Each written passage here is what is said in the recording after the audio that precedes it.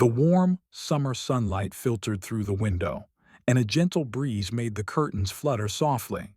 In the sun-drenched room, a young man sat dazedly alone on his bed. The young man's eyes suddenly shot open with alertness. Huh. He jolted up and looked out the window at the city before him. Stunned, "I'm inside that game from just now," the young man exclaimed in bewilderment and shock. "3 years ago, I owned a role-playing game, and its name was Legend of the Hero of Arhan. It's about an academy where countless dangerous events occur, and they happen non-stop. In the end, even though that world's apocalypse had arrived, it was still an ongoing story." But the young man quickly laughed it off, thinking, "Oh well, it doesn't matter because the main character in the story will solve everything." The young man thought, "I was just added in for show. I'm just playing the role of an NPC in a quest for beginners where the main character will save all the villagers." The character he was talking about was named Corin Loque. Corin had now left the room. He wandered around, looking and exclaiming, "Wow, the graphics are amazing. If things continue to follow the plot, everything will be resolved," Corin said decisively.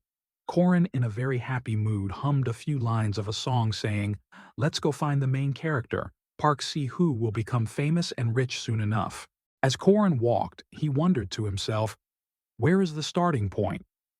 Then his eyes landed on a young man on the side of the road, muttering something, "Sweet potato, no Sprite." Hearing Sprite made Corin think in surprise, "There's no such thing in this game. This guy is—" The other young man suddenly stood up and said loudly, "I have to live for myself. That's right." Corin suddenly approached and firmly grasped the young man's hand. Corin, overjoyed at finding someone like him, said excitedly, "Hey, me too. What are the odds?" It turned out Park Si-hoo was also a player who possessed this role-playing game. At that moment, Si-hoo was bravely confronting a monster. However, the difference between the two of us was that Park Si-hoo was given the privilege of a role player, a status window. Park Si-hoo was confused. "Stats? What am I supposed to do with these things?"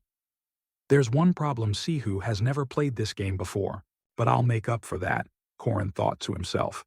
Corin very cheerfully put his arm around Park Si-hoo's shoulder and said, "Hey, you said you want to become a mage, right? Then you need to upgrade your wisdom stat, and there will be a skill book in the next chapter. That's very important, so don't forget. Don't—" "I've played through all the chapters and know every nook and cranny," Corin said with a radiant smile. "Just trust me, I'm an expert on this game, Legend of the Hero of Arhan. Having me as your strategist is a blessing for 3 generations," Corin thought arrogantly. Suddenly a ferocious dog lunged out from behind Corin. Both of them turned their heads in alarm on guard. Si-hoo quickly stood in front of Corin, pulled out his weapon, and without a second word immediately eliminated the dog. Afterward, Si-hoo even smiled friendly and turned to ask kindly, "Are you okay? I have all the information about this game, and Si-hoo has the status window and the player system." Corin imagined to himself how well the two of them worked together, thinking, "Together we're the perfect pair." The two happily sat on the corpses of the monsters they had eliminated. "With Si-hoo by my side, I'm sure that we can save a lot of people, stop the apocalypse, and then return to our own world." Si-hoo suddenly handed Corin some kind of potion. "Here," Corin replied with a smile. "Oh my, where did you get this? It looks like a small recovery potion." Then Corin drank it all in one go. Corin observed his surroundings and thought, "If there's one thing that disappoints me, it's that it's just a bunch of dudes here." The appeal of this game includes fantasy elements. Along with various heroic anecdotes and fantasy dating, Corin thought about the hot, beautiful women. Park Si-hoo, however, had no connection with any females and only added them to the party when necessary. Then it got to a point where it was only men. Corin asked in frustration, "Why is our party just a bunch of dudes? I should have realized this sooner." When the Sword Emperor's granddaughter died on her way to the memorial service. When the final boss of the first act, Marie, disappeared. The mysterious deaths and disappearances events that were not in the game's original plot were mysteries that Corin tried to connect. And most importantly, Park Si-hoo's way of thinking. His personality, his true personality. I should have suspected him a little. The two of them looked at each other and smiled. "What is this?" Corin was bewildered. Marie Dunaref is a heroine of this game, but neither I nor Sihu had ever met her because she had disappeared. The hidden artifact fragment of Marie Dunaref's staff, the staff along with Marie's illusion, appeared. Then why is her staff here? Corin shocked and angry. Cursed. Park Sihu, that bastard. He sneaks off somewhere every night, which is why I followed him here. But there's a place like this underground. It's as if this is his warehouse. Corin turned and looked around at the vast space filled with items preserved in glass cases. Why is this thing here? Corin exclaimed upon seeing an item. The hidden artifact fragment Odachi. This was also the item that was lost when another heroine Arisha also went missing. But it's not just this. Jaeger's shield hammer, and these things too, Lark's shield spellbook.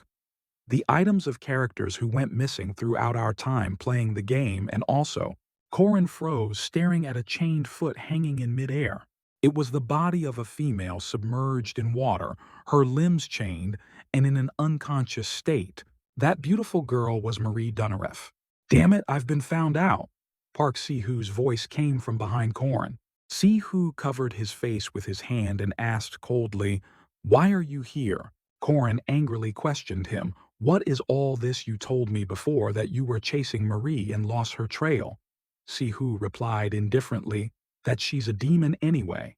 Sihu's voice was cold and heartless. "Do you want to waste the blood of a high-level vampire?" Sihu gave a faint smile.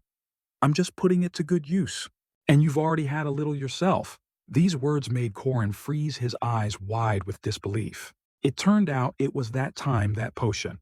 Corin was so shocked that he clamped his hand over his mouth, trying to stop the revulsion rising in his throat. Seeing this reaction, Sihu still asked with a cold face, "Huh, what's wrong? I worked hard to create this place.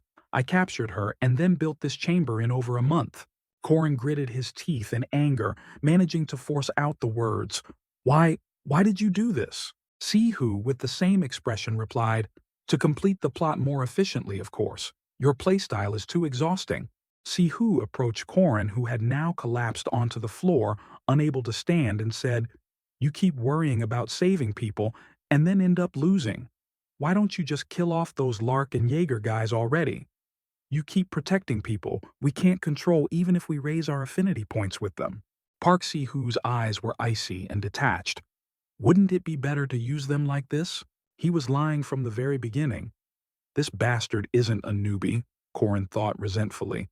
Corin sat on the ground, breathing with difficulty, trying to ask, "You, how many times?" "No." Sihu's eyes were lifeless. "I'm not sure anymore. Let's see." "This bastard." Sihu spoke emotionlessly, as if everything he did was perfectly normal. "If I kill 3 more, it'll be 100,000. He's not human anymore," Corin thought furiously. Those words made Corin clench his jaw, his rage reaching its peak.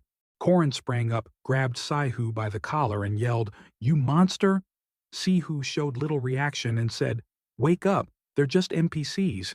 You've killed a few of them yourself, haven't you?" Corin yelled back in rebuttal, "The ones I killed were just irredeemable beasts. They were trying to destroy the world." Corin clenched his jaw. "What's this about an efficient method? You've disappointed me so much." Corin angrily slammed Sihu against the wall, causing it to crack, and interrogated him. "If you're so obsessed with efficiency, then what did you take the Odachi for? What does a mage need a knight's fragment for?"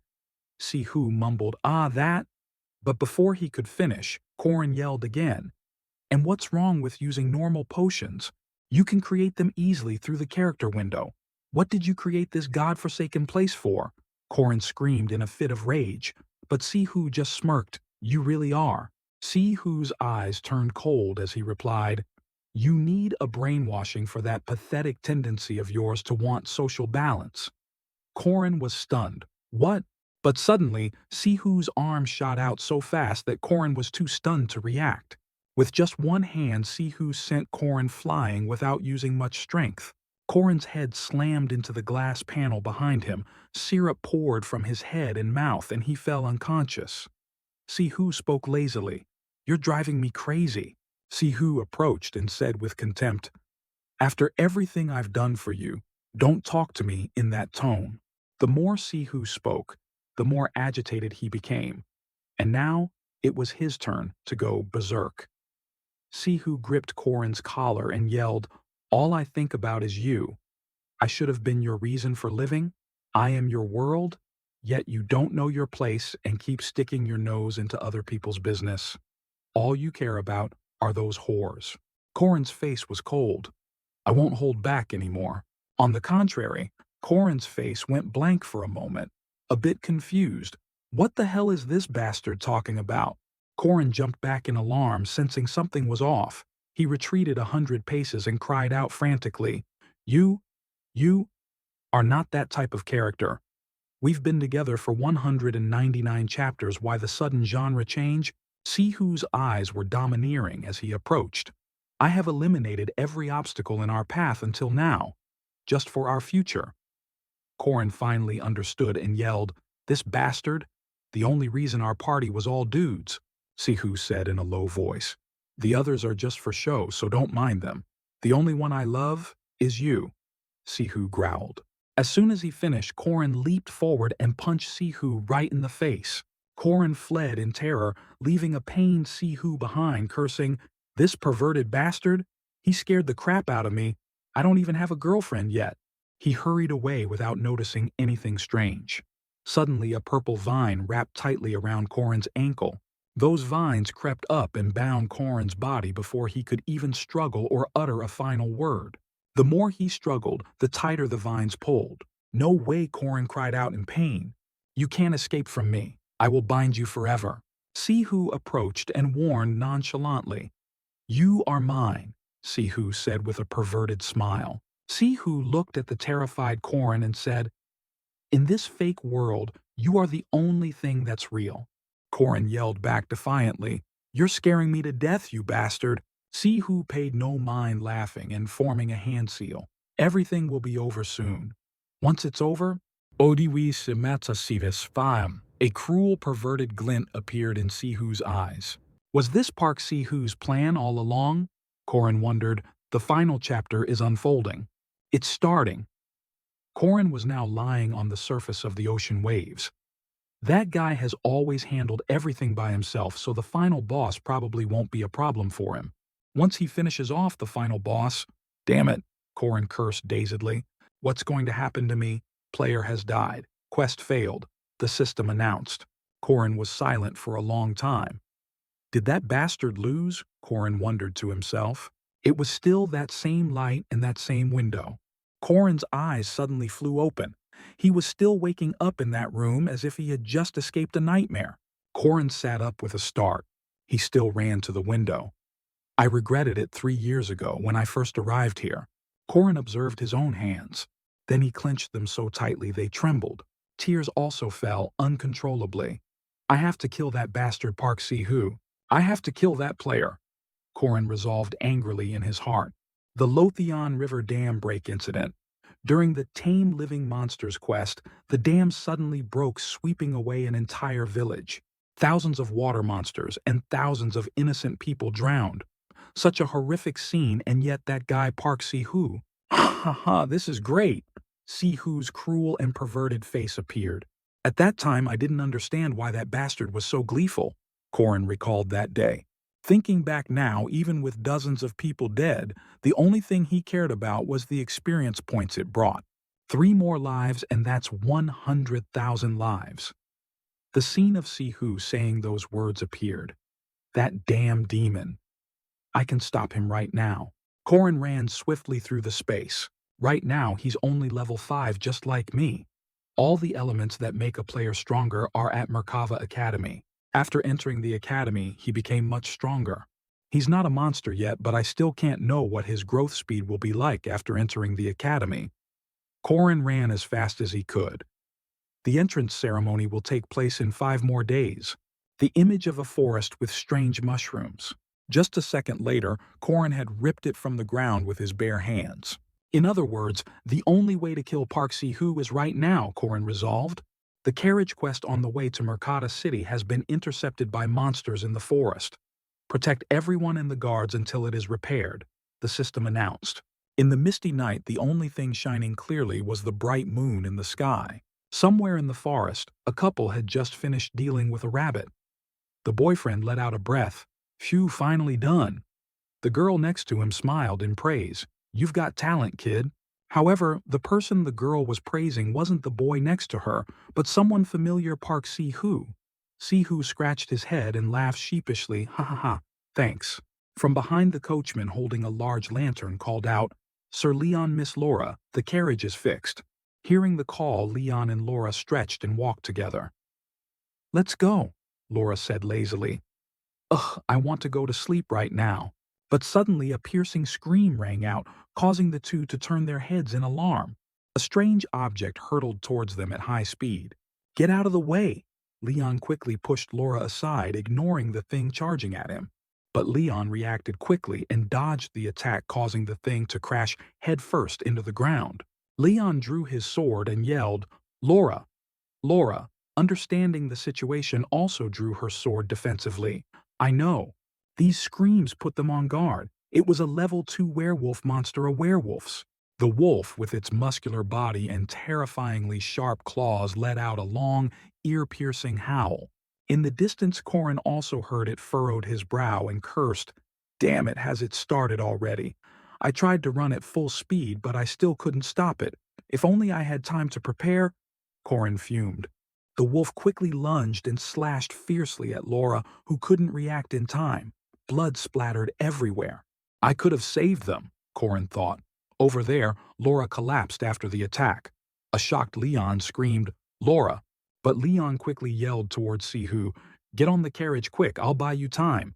But Park Si-hoo acted like a hero. He pushed the driver up and urged, Just go, I'll follow. The girl on the carriage called out worriedly, Hey, kid! Si-hoo left, only managing to yell, I can't leave Leon behind. Run! A weak cry rang out. The wolf was now gripping Leon's neck tightly, leaving him unable to resist. Si-hoo faced the wolf, a flicker of fear in his eyes. He held his sword, confronting it. Corin, standing nearby, silently observed, I have to confirm it before I intervene. Is this Park Si-hoo really the hero who will save the world, or is he a player just like me? You're really big. These words came from Si-hoo, his earlier fearful expression now visibly malicious. The wolf, sensing the contempt, let out a loud roar. Duck! A sword-wielding woman charged forward, shouting loudly. The girl swung her sword powerfully at the wolf, but it was completely unscathed. The girl froze. It blocked it. The girl was pushed far away, landing with difficulty. Si-hoo spoke coldly, Step back, I'll handle this thing. The second daughter of the Aden clan, the wielder of the Odachi, one of the 6 king swords, the most influential member of the party, and a named character, Arisha Aden, was the one who just charged forward. I'm so scared, Si-hoo said as he drew a sword from his belt. The girl froze and turned her head. Even if it's the tutorial, there's still a hidden feature, the death of Arisha Aden. I've been waiting for this moment. Si-hoo, without warning, with a malicious glint in his eyes, stabbed Elisa in the back. Corin, standing in the distance, was also frozen. Corin's eyes were filled with resentment. His jaw clenched tightly. So it's still you, Si-hoo? Huh? Why? Elisa asked Si-hoo, dazedly covering the wound with her other hand. At this moment, Elisa started to feel extremely dizzy. Si-hoo's image also began to blur, and she could only hear him say, Sorry, I was so scared my hand slipped. The wolf continued to howl ferociously. Elisa was too shocked to speak. At this point, Elisa had almost no strength left to resist the wolf's attack. If Arisha Aden dies during this quest, he'll get the Odachi, and after that, he'll be scouted by the team of Lunia Aden, a legendary sword saint. Ah, so I'm poisoned but not dead, yet is it because I'm an important NPC in the plot? Si-hoo stood by, impassively watching Elisa struggle to fend off the monster's attack with her sword. Elisa used all her strength to leap away from the wolf. Calm down. Elisa forced herself to stand firm, even though she desperately wanted to collapse. Focus, focus. Elisa closed her eyes to calm herself. Elisa's eyes opened wide with determination. Elisa's ultimate technique, absolute step slash. The monster charged again, howling once more. Si-hoo thought with annoyance. At this rate, she can kill that monster by herself. But Si-hoo continued to smirk, raising his knife. How could I let that happen? Without a second word, Sihu immediately threw the knife at Elisa. Elisa angrily deflected the knife with her sword. You... So it really wasn't an accident, Elisa yelled in confirmation. But at that moment, the wolf had already lunged, opening its terrifying maw full of fangs. Elisa swung her sword directly. Then a single strike plunged straight into the ferocious wolf. Blood splattered everywhere. The wolf died falling on top of Elisa, who was now exhausted and panting on the ground. Why you? Elisa weakly uttered as she saw Sihu approach. Here it is. I've got the Odachi. Sihu ignored her, holding up Elisa's sword, delighted with his spoils of war. Sihu caressed it and chuckled. This thing can only be used with a special skill, but I'll figure that out later. Sihu was about to leave when he suddenly stopped. Oh, right. Killing NPCs gives experience too, doesn't it? Elisa, now completely drained of strength, could only watch helplessly as Sihu approached. Elisa's eyes filled with tears ready to spill over at any moment. Sihu, under the moonlight, smiled cruelly, perversely, and despicably, preparing to strike. But suddenly, a strange bag of powder was thrown straight at Sihu's head. Sihu covered his face with his hand and coughed, a yellow powder spreading everywhere. Sihu's eyes glazed over. What the hell is this? Sihu looked at his hand. Sihu roared in anger. Who is it? Which bastard did this show yourself? A swarm of small, strange monsters suddenly appeared. Panic toadstools are a favorite food of forest monsters, and they are covered in a thick layer of powder. Damn it, Sihu realized and couldn't help but curse. So, in the eyes of the monsters, Park, Sihu was nothing more than a delicious piece of fresh meat covered in a special sauce. The monsters charged forward. Sihu swung his sword wildly. Get lost! These damn bastards! Sihu yelled. On the other side, Corin approached and pulled Elisa out from under the wolf, thinking, thank God she's still breathing. Corin observed the wolf. He got closer and pulled the knife out of its mouth. Damn it! Sihu's voice rang out, making Corin stiffen. Who the hell are you? Sihu asked coldly, pointing his sword at Corin's back. Corin was calm. Killing 3 horned rats in a flash? The Odachi is amazing, isn't it? Sihu froze. You are... Corin Lok, Sihu uttered. Sihu asked cautiously, how did you get here? This bastard, did he lose his previous memories? Corin wondered, holding the knife. Corin chuckled to himself. If so, that's even better. Hey, Corin then spoke up. You'll hurt yourself if you hold the sword like that. Sihu froze. What? Corin seized the opportunity and charged forward. A handful of powder was thrown directly into Sihu's face. Sihu, unable to react in time, cursed angrily, You bastard!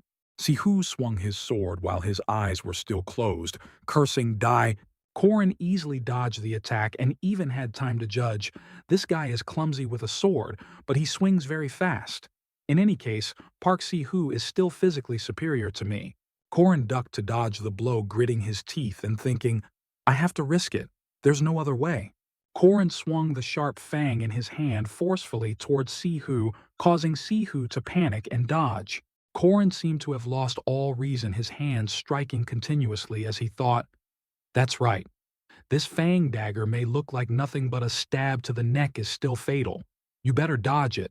Focus on this fang, Corin thought, while Sihu continuously used his sword to block the attacks. By just looking at this fang, Corin seemed to be mentally controlling Sihu, making it so his eyes couldn't leave the fang in Corin's hand as he tried to dodge. Who would have thought Corin suddenly swung the dagger from his other hand without any warning? Sihu's eyes widened, but his hand was busy blocking with the sword, so he had no choice but to watch helplessly. And once this fang strikes, Corin swung the dagger and smiled confidently. The dagger had indeed sunk deep into Sihu's shoulder. Sihu let out a pained scream, his face pale. His eyes were now filled with fear, and tears were ready to well up at any moment. Corin raised the fang in his other hand high. The fang descended swiftly towards Sihu.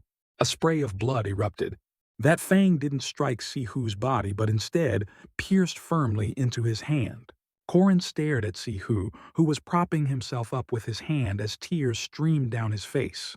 But in the end, the outcome was already decided. Corin pressed down with force. The fang pierced through Sihu's neck, and blood gushed out everywhere. Thanks for everything in the last life. Now there was only the sound of incessant panting. I have to admit, I became stronger thanks to you. Even so, I don't regret doing this. Corin pulled out the sharp fang. Because I've killed the seed of a monster. Corin stood up and looked at the corpse he had dealt with cleanly. Error, the system announced. The system displayed Sihu's and Corin's player cards, along with a series of notifications. Player has died. Calculating anomaly in the main storyline. Initiating backup world review. Transforming Corin Loke. Running test. Running potential test. Running ideology test. Running compatibility test. Running player log test. Transferring previous player's experience to hero Corin Loke. Converting minimum reserve for storyline collapse and minimum stats. Initiating reserve player program. Corin Lokwe AEA class knight martial arts successor, reserve player. Corin observed the notification panning from exhaustion while thinking, a reserve player. Does that mean I'll have a status window now? Suddenly, a coughing fit was heard. Corin was startled and turned his head to look. Elisa was now covered in syrup, breathing with difficulty as she lay on the ground. Arisha Aiden. Corin finally noticed her. Corin ran over, worriedly, holding Elisa in his arms and asking kindly, "Hey, are you okay?" "It hurts so much," Elisa replied with a pained effort. "I can't see anything." Corin breathed a sigh of relief. At least she still has the strength to talk. Corin continued to press. "You feel dizzy and can't smell anything, right? Your ears are ringing too, right?" Elisa, with her eyes squeezed shut, replied, "How did you know?" Add this slurred speech to the mix, it seems to be the poison of a peacock tree frog. Corin observed and deduced.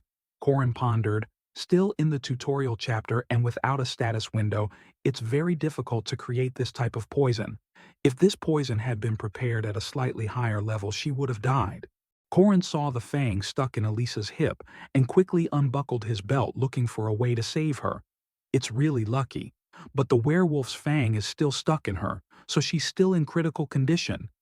I have to stop the bleeding and detoxify her quickly. Corin used the belt to turn Elisa over, wrapped it once around her arm and tightened it. The sudden pain made Elisa cry out. Corin tried to calm her. "It's okay. I'm an expert at stopping bleeding and detoxification, so don't worry." Corin's eyes darted around as he thought, if she accidentally bites her tongue, it's over. Let's see. Is there anything to... Corin's gaze fell on Sihu's arm lying lifelessly to the side. Corin stared, hesitating. Finally, Corin pulled Sihu's arm over and placed it in front of Elisa's mouth, saying, "Bite." Corin, extremely pleased with his idea, began to take off his shirt and said, "It's going to hurt a lot, so just bite as hard as you can, okay?"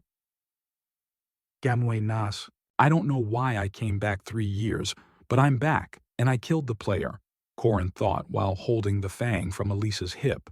Corin pulled with all his might. In the desolate forest, a shrill pained scream echoed endlessly. And the people who died in my past life are still alive.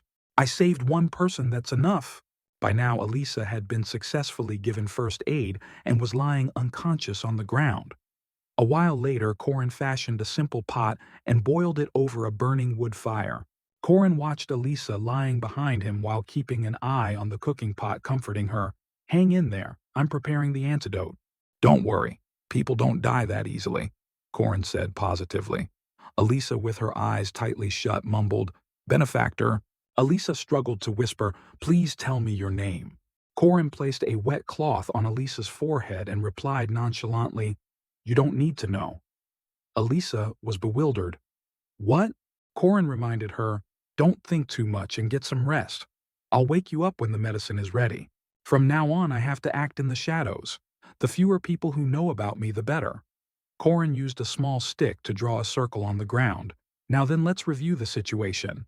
The plot of Legend of the Hero of Arhan is, as its name suggests, a story about a hero while solving the incidents that occur at the academy. The player will become a hero and save the world. The hero will defeat countless monsters and the final boss. Even a scumbag like Park Si-hoo has to follow the plot. Because if the final boss isn't defeated, the world will be destroyed. But that guy is dead now. So who will take on that destiny? Korin wondered. The system displayed AAA Class Knight Martial Arts Successor Reserve Player.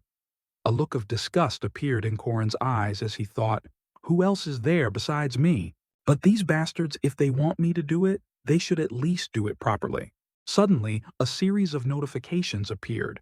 You are not authorized to access the window system. You are not authorized to access the window system.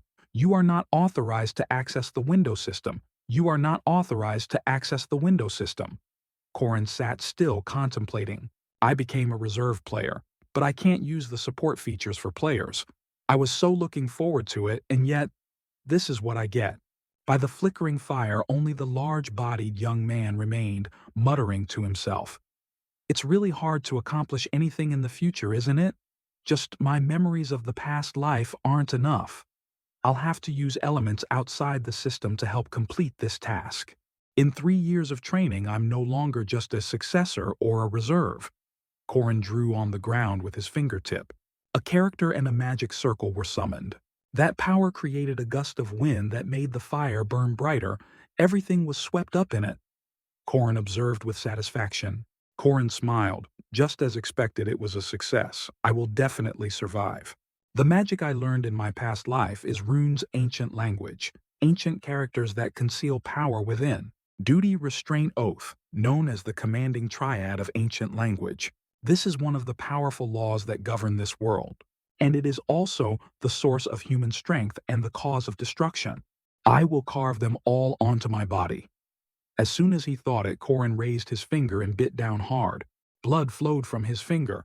Korin used that bleeding finger to draw a line on his arm. Among them, the first word is... The characters began to appear following the path of his finger, but it seemed to cause pain as Korin grimaced and cried out, Duty. This command increases the caster's power when they take an oath.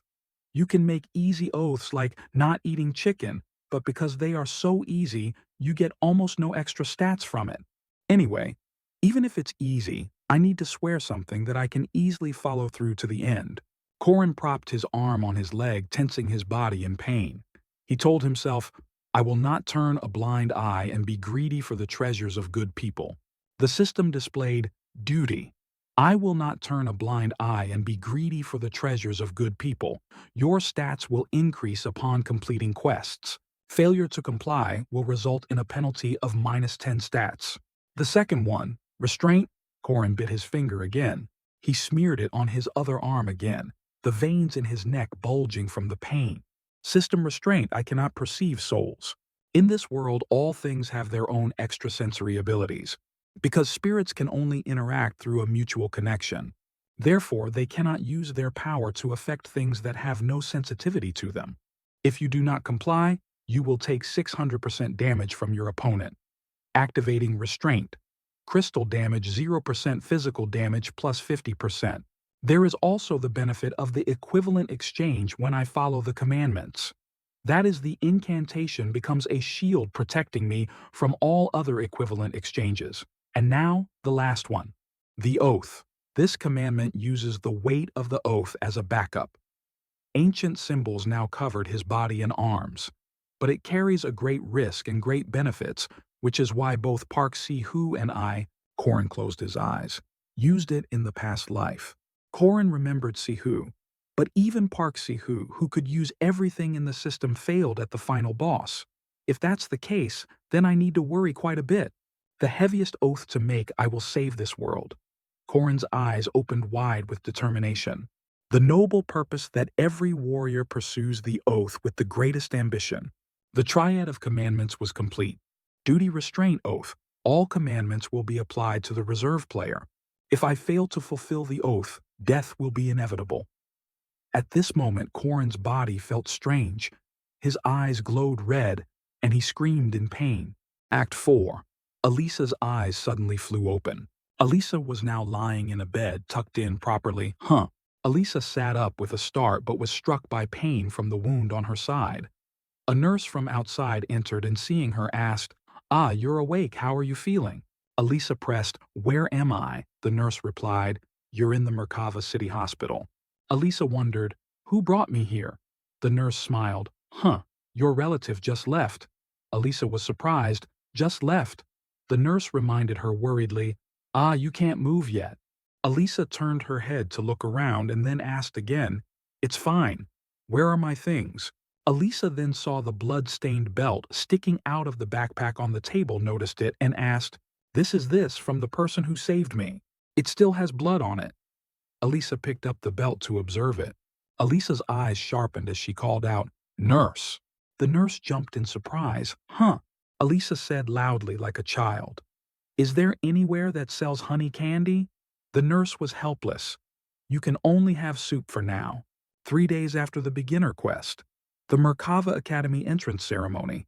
At this moment, Corin was standing in front of the school, rummaging through his wallet. "Let's see. I need a student ID to get in." What's this?" Corin pulled out a letter and wondered, "A letter? I don't remember putting this in here." Corin held the letter reading as he walked. "To my son, you don't know how proud I am of you. Please become a protector for those around you." Corin sighed. When did she put this in here? Corin remembered his family. Corin Loke was an ordinary weak child, but he also had a family. "When I first came into this body, I acted very awkwardly and distant. But they still treated me the same, and that's when I started to love this family and this world. That is the difference between Park Si-hoo and me." Corin clutched the letter and smiled happily. At a tram station, a large crowd of people stood close together at the station, all of them a bit confused. "Wow, why are there so many trains? This is Merkava Academy." A beautiful blue-haired girl wearing a hat with a flower approached and said with a smile, "Hello, new students. Please gather here." The girl approached Corin and greeted him. "Are you a new student too?" Corin awkwardly introduced himself. "I'm Corin Loke." The girl exclaimed, "Wow, you're so tall. You must eat a lot." The girl held out a potato and eagerly offered, "Do you want a potato?" Corin was a bit surprised. A potato. A while later, a train finally started to move. The girl stood on the train, introducing the surroundings as they moved. "That is the Creation Building, where magic students gather to study. That person is Marie Denaref, the top second-year student at Merkava Academy, beloved by everyone and with a very bright future. Marie exudes the ability of a leader, but is very approachable. Over there is the physical training room. They lend out a lot of cool weapons." In life, one will encounter many unexpected misfortunes. And in the future, Marie Denaref will face a great misfortune. She is the final boss of Act 1. At this point, the train had stopped. Marie reminded them, "All right, when you get off, each of you take one potato and one sweet potato." Marie didn't get off with everyone else.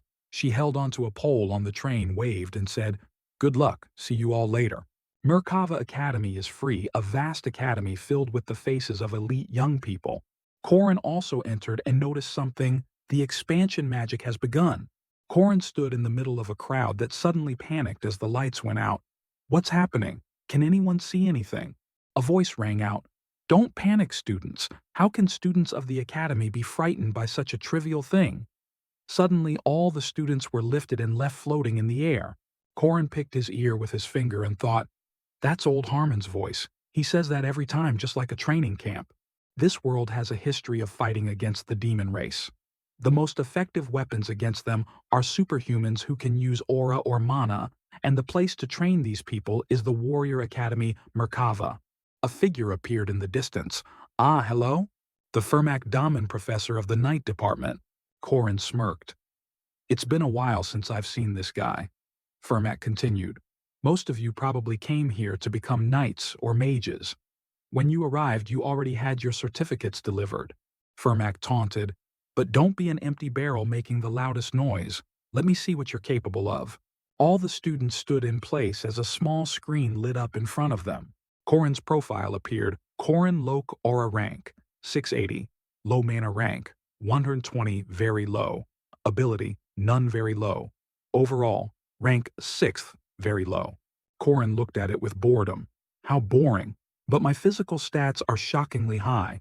A series of numbers appeared as Fermac said loudly, "Ah, you are looking at your ranks. Stand in front of the number that matches your rank." Corin stood in line and gave a wry smile. There are about 400 people, so does that mean I'm in the bottom 1%? Inadelwerquam. Fermac suddenly gave a sinister smile. Good luck to you all. The students lined up in rows began to search for their numbers. A strange voice spoke while observing the students through an orb. This person remarks that this year's batch has a lot of hidden talent.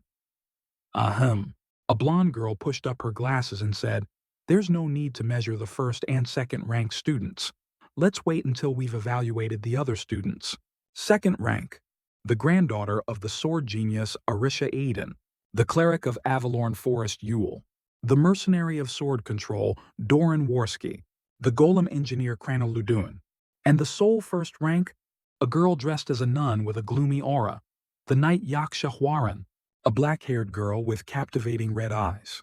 The blonde girl observing through the orb continued, that child actually enrolled. What is the headmaster thinking? A man rubbed his chin and asked, do we need to test the 6th-ranked student? The 5th-ranked one doesn't look like much. Let's just eliminate the 6th-ranked one. The girl with glasses holding a whip growled threateningly, making the man break out in a cold sweat. The headmaster said all students have the right to study. Do you dare to go against his wishes? Humph. The man snapped his fingers. Well, then let's begin. Suddenly, a metal locker dropped down forcefully in front of Corin. Corin observed and wondered to himself. It's a weapon locker. A voice announced, monsters will swarm in 30 minutes. Please handle as many monsters as possible. A test that puts me in an empty place and forces me to fight monsters according to my rank. Corin clicked his tongue. This is really tough. 5-6. The time started to count down. Corin approached the locker, opened it, and looked inside. Let's see. Most 5th or 6th ranked students wouldn't use their brains and would just grab whatever they wanted. And most of them would be swords. Corin touched the sword in the locker. I did the same thing in my past life. 3, 2. Time was running out, and the monsters also appeared out of nowhere.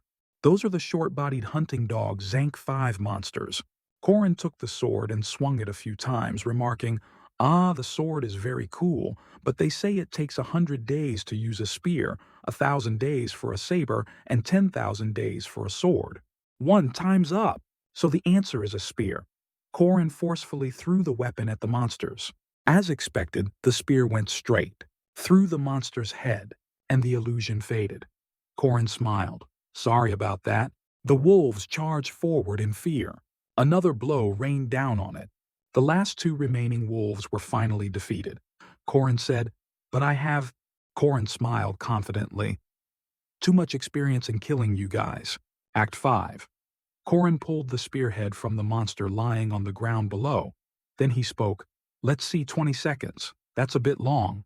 He thought to himself, in my past life I couldn't even kill these hunting dogs and was eliminated. But this time is different.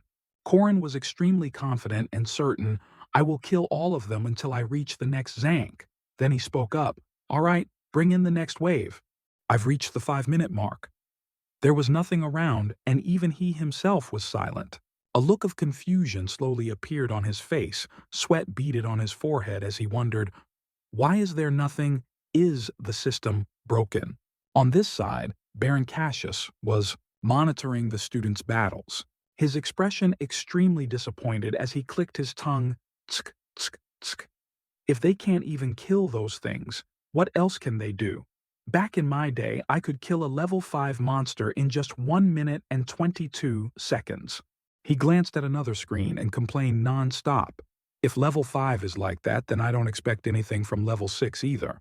Baron Cassius saw 6th-ranked Corin Loke sitting and yawning leisurely and wondered, what the monsters weren't summoned? There must be an error.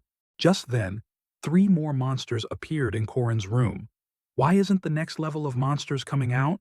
Huh? Why is it these guys? Baron Cassius was still watching the students being attacked and screaming, scolding, these pathetic bastards. But he didn't notice Corin enthusiastically fighting monsters behind him. Bang clang. The corner of Baron Cassius's mouth twitched up with a bit of satisfaction, his tone largely pleased. Is this the first one to succeed? Wow, it only took 7 minutes and 22 seconds. Then he turned back to the orb and said, I thought level 3 would only take 2.3 minutes, So what are level 5 and level 6 doing? Hmm. Seeing Corin relaxing as if on vacation once again, Baron Cassius was so exasperated that he yelled, "What's wrong with that bastard? Why is he lying down and yawning again? Is the system broken? The monsters are always summoned." Harmon, noticing something strange, approached and inquired, "Broken? Impossible. For the past 20 years, Miss Josephine's experimental magic has never been wrong."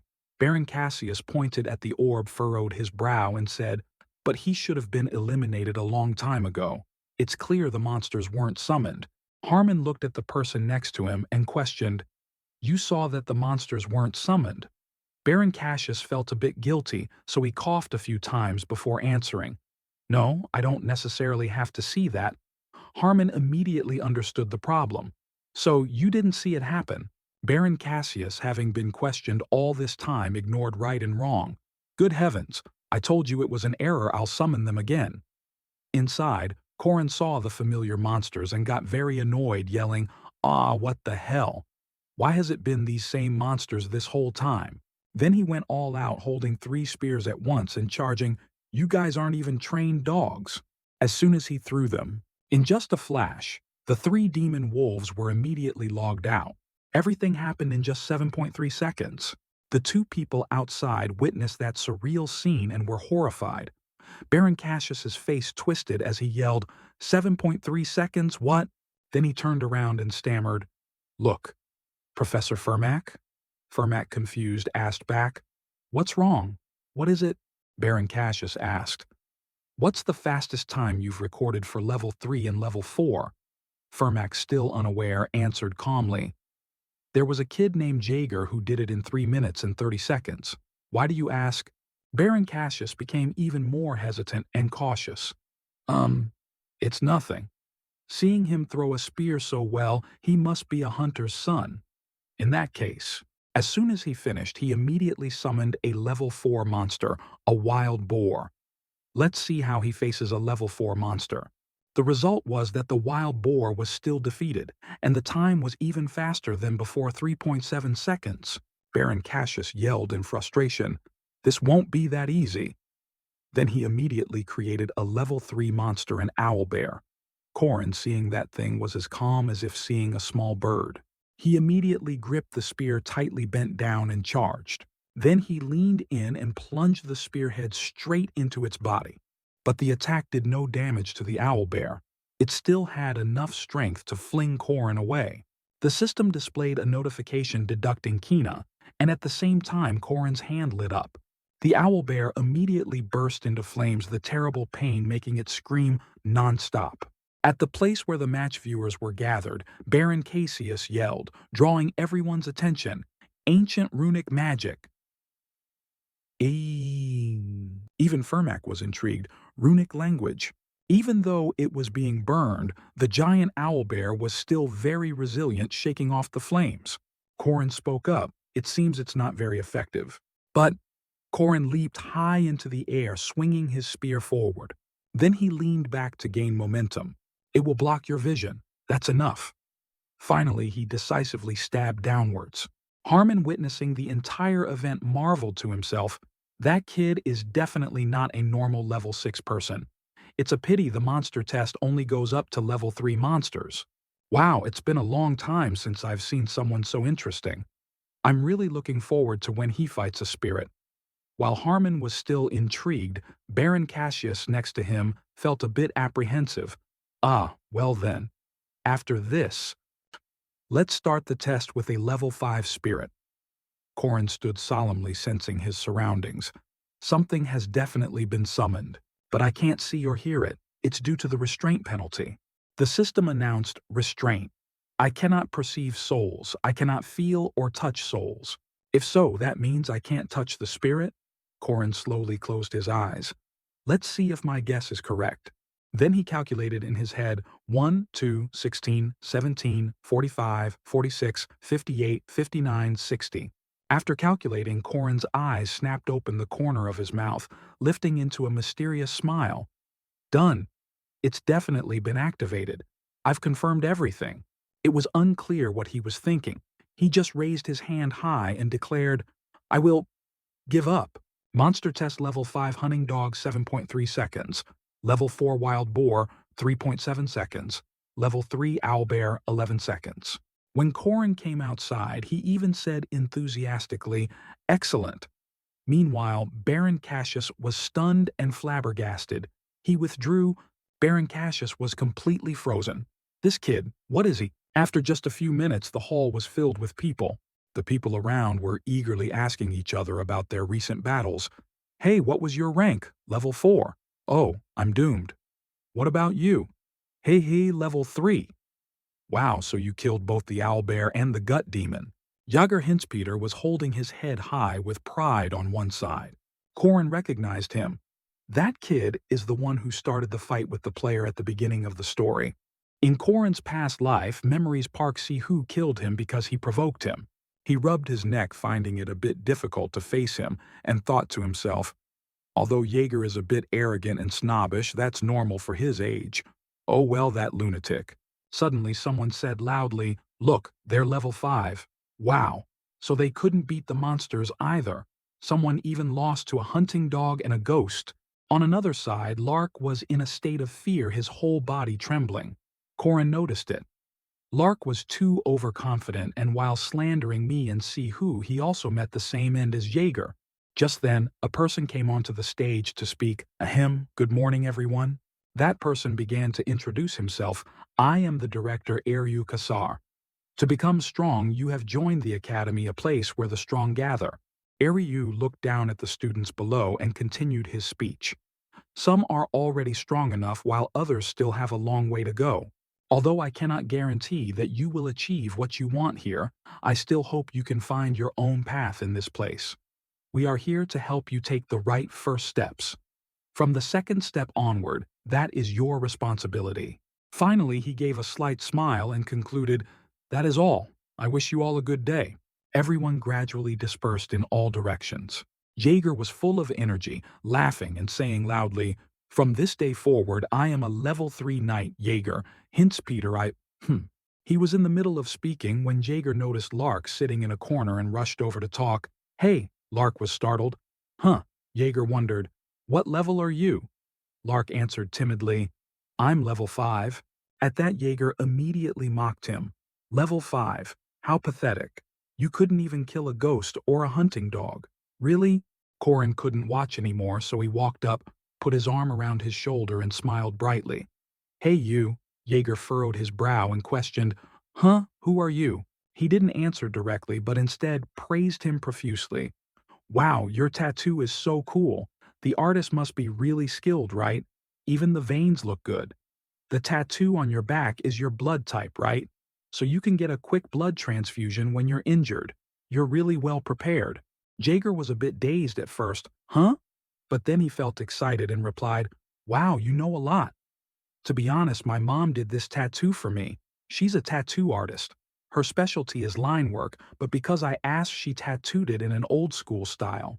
Corin also chimed in continuously. "She's really amazing. Do you have any other tattoos?" But those were just perfunctory questions because I already know everything. How you ask, in my past life when Jaeger went missing, his mother came to the academy. And she said that his tattoo wasn't just for looks, but because she was worried about her son at the academy. Truly, the heart of a parent. Returning to reality, Jaeger happily rolled up his sleeve to show off his mother's wonderful achievement. "I have one here too.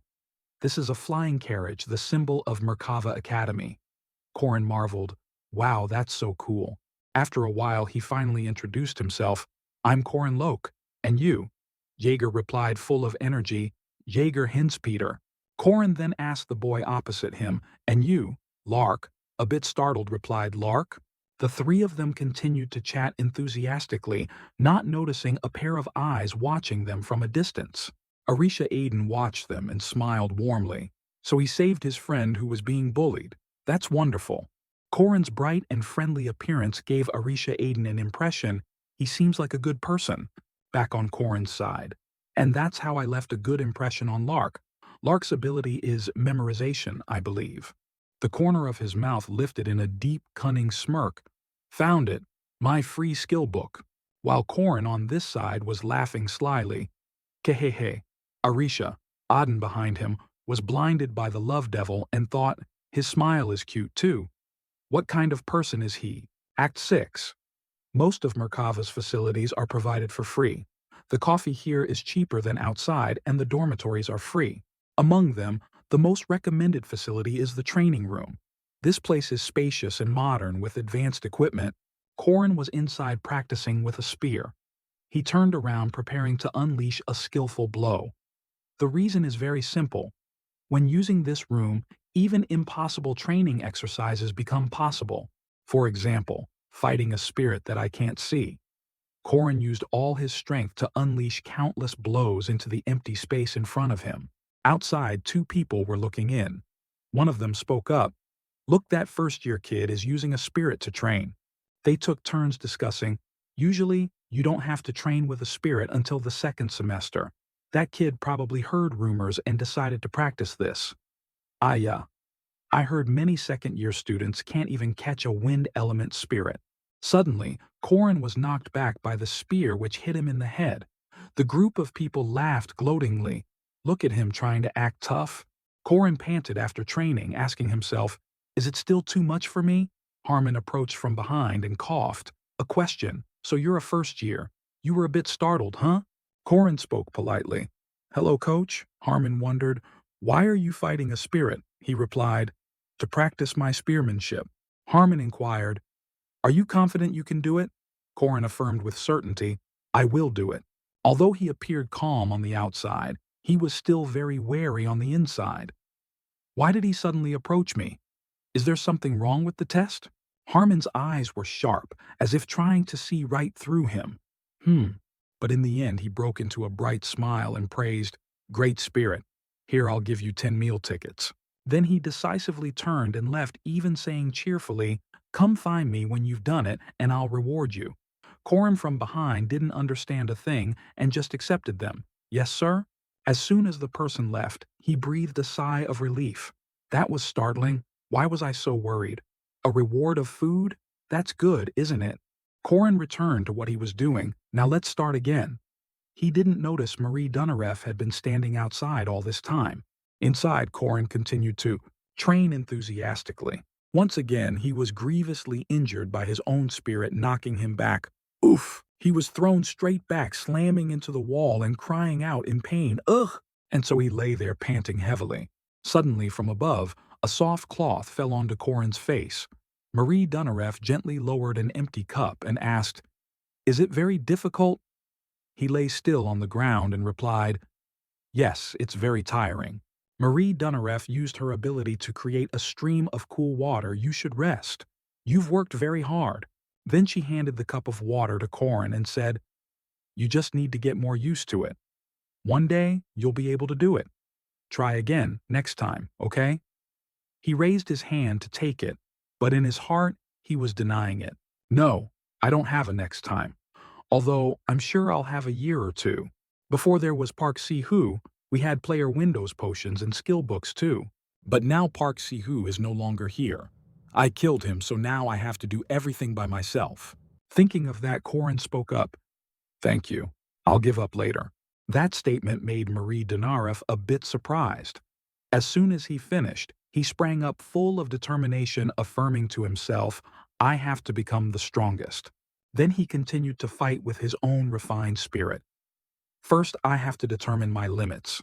It might be a bit much, but I have to test how my abilities now compare to the past. Blow after blow was unleashed with extreme precision and power. He defeated his own refined spirit. With the spearhead, he had put so much effort into. Korin let out a long breath. He knew one thing for sure. I don't have a strong body, nor do I have strong magic or aura.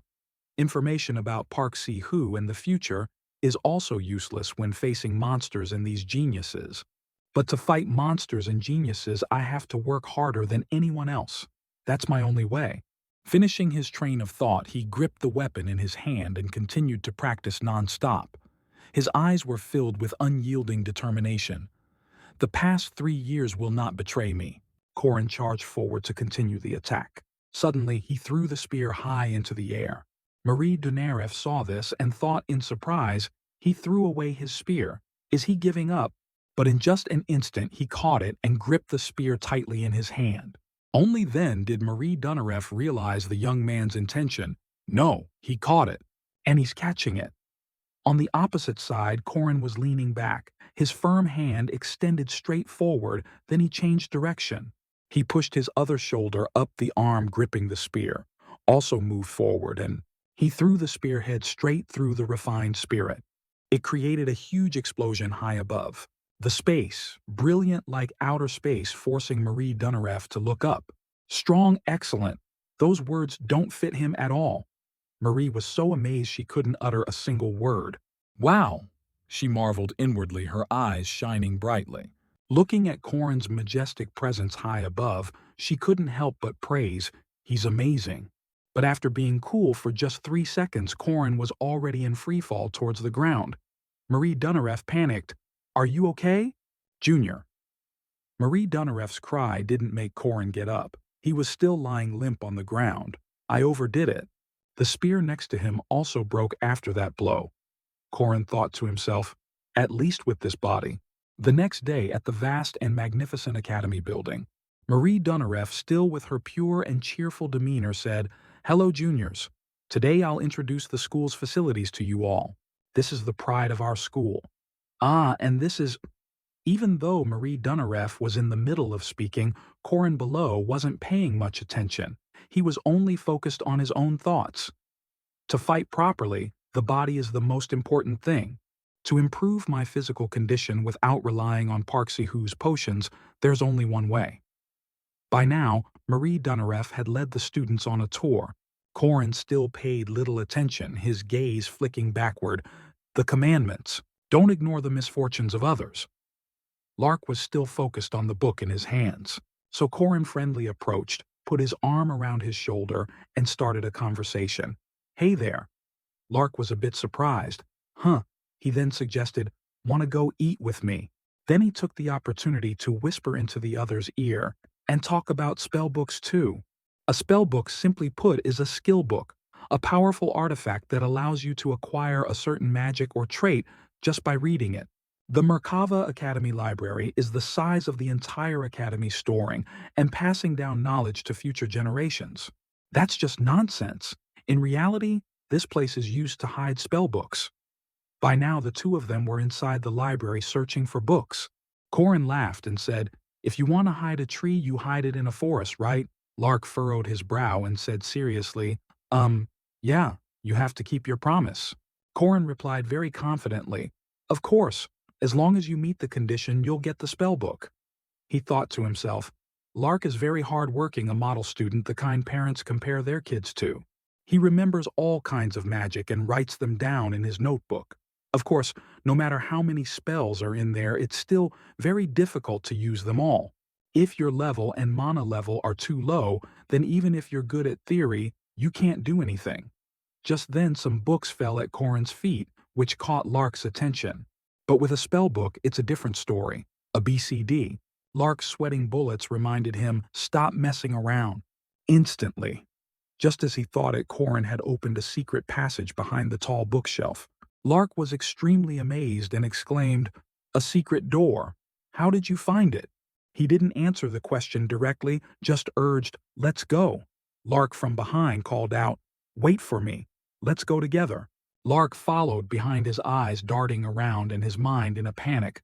This is so scary, Corin called softly. Lark.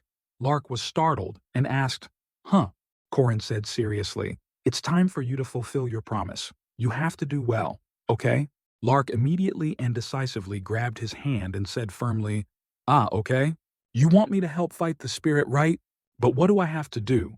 Before he could finish, poor Lark was punched so hard by Corin he couldn't recognize his own mother. Seeing his opponent collapse, he even laughed very smugly. Let's get started, shall we? Act 7. Lark was lying flat on the ground. Corin thought to himself, although I originally came here to save Lark and also to complete a special mission, if I catch the spirit here, I can get the hidden fragment I want. But his eyes flicked to the side. There was a small problem.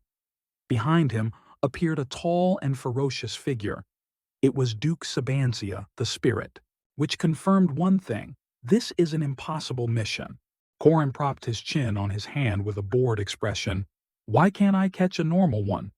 Why does it have to be a spirit? Sabancia, with blazing red eyes, exuded a terrifying, murderous aura that sought to suppress everything. An attack from the commander-in-chief who once commanded the South 800 years ago, causing most players to lose their lives right after the mission started. Facing those magic orbs, Korin remained very calm. Of course, I'm not one of them. His unusual calmness made him stand proudly before a ferocious beast. System announcement restraint. Cannot perceive souls. Sabanzia continued to attack Korin, who thought to himself, the Duke's attacks have no effect on me. He could even calmly pick his ear. Of course, what's the matter? The problem is I can't see him either. Korin spoke up. Duke Sabanzia, sorry, but I can't see you. Then he picked up Lark and suggested, how about you possess this guy's body? In this world, there are various factors. This is one that turns ordinary people into demi-humans like vampires or werewolves. One day Duke Sabancia awakened as a vampire and killed his servant. Although he suppressed his vampiric instincts, he ultimately failed, fearing he would kill both his wife and daughter. The Duke had to move his entire clan elsewhere and seal the castle gates to avoid a massacre. He used magic to seal himself in a book, which is the very spell book in this library. After being possessed, Lark's entire body pulsed with a blood-red magical source. His eyes were also terrifying. His fangs grew long, and he howled like a ferocious wolf. Sabancia in Lark's body leaped up, wanting to tear Korin apart. He exclaimed, he's aiming straight for me. Is it because he's a vampire who got stimulated by something and suddenly went crazy? But he calmly analyzed, the second reason I chose Lark is because when he is possessed by a unique spirit like Duke Sabanzia, he can unleash his maximum hidden potential. Model student Lark. Sabancia leaped high, preparing to deliver a final blow from above. In Legend of the Hero of Arhan has the lowest physical strength stat. Thinking of that, Korin immediately threw a punch that sent Sabanzia face first into the ground. After hitting him, he thought, I feel really bad for Lark, but this is the optimal strategy to complete the mission. All right, if I kill Lark while he's possessed by the spirit, then I can get the highest grade item like the Duke's Cloak or Vampire Armor, for example. They are all items that Park Si-hoo used, playing a big role in events that will happen in the future. A smug smile appeared on Korin's lips. But I'm different from him. He suddenly spoke up, asking, aren't you curious, Your Grace, about your wife, Duchess Luina, and also your daughter, Duchess Cecilia? He sat back down and chatted intimately, and about how they lived after you were sealed.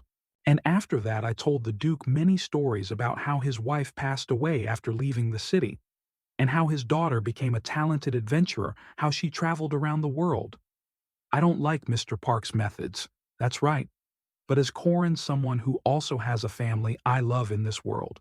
After finishing the story, Korin asked, what do you think, Your Grace? Are you satisfied with my answer? I'd much rather let this pitiful soul die a dignified death. Sabanzia's tears slowly fell, a feeling he had never exposed of a man have now been revealed. Sabanzia gently wiped away his tears, his voice softening. I'm sorry for rushing at you. Thank you for telling me. Korin laughed and replied, it's fine. I didn't get hit either. And even if I did, Lark's punch is weak. Then he continued, I still have something to ask. Before he ascended, we talked for a very long time. Finally, Korin had completed the quest and received the spoils of war, epic soul ash, for the soul ash of the unique spirit Duke Sabanzia, Grimoire Spellbook. The book that once contained the sealed soul of the Duke inside, which are unique abilities and charms. If you read it, you can learn them. Persistent Warrior Rebirth. You have received a new unique ability. And finally, the most valuable and mysterious thing, you have received a new unique ability. You have used the spellbook. Persistent Warrior. Rebirth is just like a warrior who has not lost the will to fight. As long as you are determined, your body will continue to recover. Korin held the items in his hand, his expression unhappy as he thought to himself, Persistent warrior rebirth is the unique ability that Bastard Park has, but I don't know to what extent it can recover because he has never been truly injured. Lark now woke up with a sharp pain in his chin. Corin, seeing this, spoke up, "You're awake, don't rush. A spirit just possessed your body." Lark wondered, "Shouldn't my chin hurt if my body was possessed?" Corin asked sheepishly and looked away, changing the subject. "I don't know either, probably." Then he gently handed a blue book to the other person. "Say no more. Take this." Lark cupped his face in bewilderment. "Is this a spell book?" "The last reason I chose Lark." Lark approached with surprise and asked again for confirmation. "I can really take this?" Seeing Lark's excited and intrigued expression as he read the first few pages, Corin thought to himself, "Sometimes I want to see how someone strives to receive a reward." System notification quest. Do not be indifferent to the misfortunes of good people. Completed Duke Sabanzia quest difficulty. B reward 80 points evenly distributed. Detailed information cannot be viewed. Corin supported Lark's weary body, and upon seeing the notification, he was very surprised. "I got 80 points in this game. Each level up gives you 5 stat points, so this number must be equivalent to leveling up 16 times. I didn't even see a level up notification, which means the level 1 reward is only 80 points. Is this to compensate for the fact that I can't directly increase my stats, but with this much experience?" As he thought, Corin carried Lark and walked out to the platform. The quest commandment: do not be indifferent to the misfortunes of good people. Stat points 40 evenly distributed reward x2. Corin Lokwe was not indifferent to the misfortune of Lark Bergman. Stat points 40 evenly distributed reward x2. Corin Lok was not indifferent to the misfortune of Duke Sabansia. The scene shifted to the physical training room, and Marie Denereff's cheerful voice rang out, "You guys, does anyone want a potato?" Everyone enthusiastically responded to this simple dish, me too. Marie Denereff gently approached Corin and asked, "Are you going to try to catch a spirit again today?" He replied, "Yes." Marie Denereff hesitated, Then she smiled and said, "I believe you can do it, Junior. I'll be cheering for you." The guys munching on potatoes behind them were all disdainful. "Marie, how can a 5th-ranked first-year kid catch a spirit? I worked very hard, but I also failed yesterday." "Don't give him false hope. That new soldier kid, why does he keep getting Marie's attention?" Marie Denereff laughed. Is that so?" Then she said loudly, "Then I'll bet 2 gold coins that my junior will succeed." The people around were annoyed and said, "Marie, why do you keep taking care of him? I bet 70 silver coins he'll fail." Corin on this side was exhausted. "Why are you betting on me? I just want to train." His hand slowly gripped his spear and he thought to himself, "Whatever, just focus. I got stats from helping Sabansia ascend, so I'm sure I can catch it. But now I don't even know how strong I am." He decisively swung the spear in a long, powerful arc. "Let's start with the weakest basic ones. Serpent, burst, thrust." Then rushed forward like a storm. The technique I used to defeat the spirit before was the snake's long strike. This technique is quite difficult, so using the basic moves of the giant snake's explosive attack might not be enough to take it down in one strike. Immediately the spirit was hit and scattered everywhere. The people who had just been disdainful of him were now wide-eyed and open-mouthed. Just one blow, serpent burst thrust, reached that level. The strange thing was that even Corin was surprised by his own ability at this moment. "Wait, isn't that too strong?" Marie approached and praised.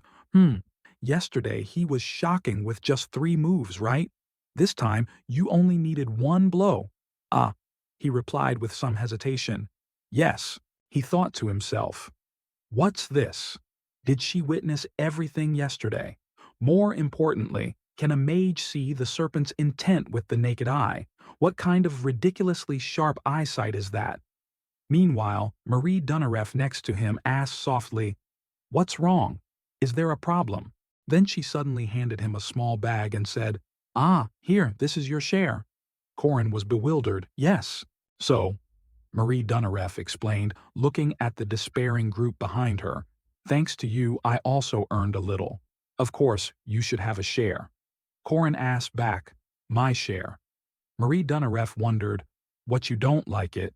He laughed slyly and thought to himself, "Of course I like it. Who would ever turn down money?" Receiving the money, Corin felt delighted. "Marie, you're really smart. Keep it up in the future." Night came. The full moon shone brightly, illuminating a vast expanse of the sky. Corin ate dinner while pondering. I was the same in my past life. I strove to fight and refine my martial arts. It's the same now. I'm almost at the fifth of 6 steps to enlightenment. He ate one cake after another. It's still a long road, but my spearmanship is improving faster than I thought, so I'm not that worried. The problem is the ancient runic magic. Corin was drawing some kind of symbol when the system appeared. Hagalas, you lack mana. He said to himself in his head, I couldn't fully train in it in my past life either, because ancient runic magic requires a huge amount of mana. If I could train it, I'd definitely be much stronger than in my past life. I should think about it carefully. Suddenly a voice rang out. You... Corin paused. This voice? No matter how much I refine my spearmanship and master ancient runic magic, the bastard I can't defeat is already at this academy. The only woman even Park Si-hoo couldn't kill one of the most powerful forces in the legend of the hero of Arhan, the infamous breaker of balance. The person sitting there was a girl known as the extraordinary knight Yaksha Hwaran. He was extremely puzzled. Why did she suddenly appear here, and she's even talking to me? I don't know the reason, but I'll just ignore her and leave. I can't handle this bomb. Hwaran spoke, but her words were fragmented and difficult to understand. You have been merged. Hwaran's eyes were as cold as ice, her deep voice echoing steadily. I don't think you're the owner of that body. Corin froze, sweat pouring down like rain. Huh? He wondered to himself, how does she know I've possessed this body? His eyes widened, his pupils constricting as if taking in what Hwaran had just affirmed. Hwaran sat still and thought to herself, it seems to be one body with 2 souls. A human and a demon coexist. Hwaran's existence is a defiance of heaven. They say the yin-yang eyes of those who are on the border between life and death can see the colors of souls. Perhaps the fact that she doesn't realize it is even stranger. Corin's gaze was fixed on the other person, extremely focused and sharp. Hwaran suddenly spoke up and asked, how was it? What did it feel like to crush and devour that original soul? He casually crossed his arms and replied, I don't know. Hwaran was stunned and questioned, what? In my past life, I was also very troubled by this. Are Kornlok and I 2 different people? Is it really possible that the assimilated memories belong to Kornlok and not my own memories? If so, then who was the me who attended the all-boys high school, the all-boys graduate school specializing in military dynamics? The image of Corin lying on the surface of the water, his dazed eyes staring off into the distance. He concluded, but it's all useless. Hwaran is not like that. Hwaran now said seriously, because that body is truly original. The true owner of that body is not you. You are just a thief who has seized it. You have no right to manage that body. Every word seemed to strike directly at a truth that few knew. Corin suddenly recounted an unrelated story. In a neighborhood next to my hometown, there was a guy who would turn into a green giant whenever he got angry. His name is Bruce. Do you know him? Hwaran heard this and was a bit bewildered. So she asked back, Bruce, what? Corin acted like a fool, laughing and acting. The funnier thing is that these 2 opposing personalities hate each other. What do you think? Very interesting, right? Because they are good at different things. This left Hwaran completely confused, sitting in stunned silence. Only then did he seriously present his case. Anyway, what I mean is, whether it's the original soul or a newly formed one, they both have different personalities. Isn't that how they coexist? The corner of his mouth lifted slightly, revealing a very bright smile. His words also came out naturally and gently. Whether we wanted it or not, we were born in the same body. Because when we are born, no one is at fault. Hwaran was as if struck dumb, as if held back by some force. After a long wait, when the wind blew, Hwaran finally began to speak. In this world, there are those whose birth itself is a sin. Corin thought to himself, I know her pain when she says that. It's just that now he no longer hesitated and decisively turned to leave, not forgetting to call back. See you again. Huaren was just silent, not even turning her head to look at him. The next day, Corin was walking down the road searching for something. Let's see, south of the academy, right? The only reason I left the dormitory before I could hear the birds chirping to signal the start of the weekend was the mission board.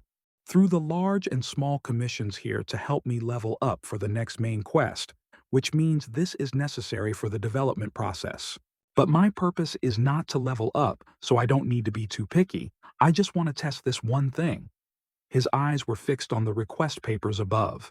Then he was suddenly attracted to the girl next to him. Anyway, why is she watching so intently?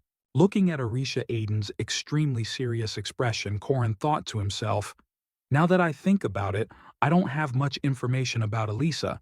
In my past life, that bastard Park killed her, and now my memories are different from what I saw in the game. Thinking that, he called out, Arisha Aden.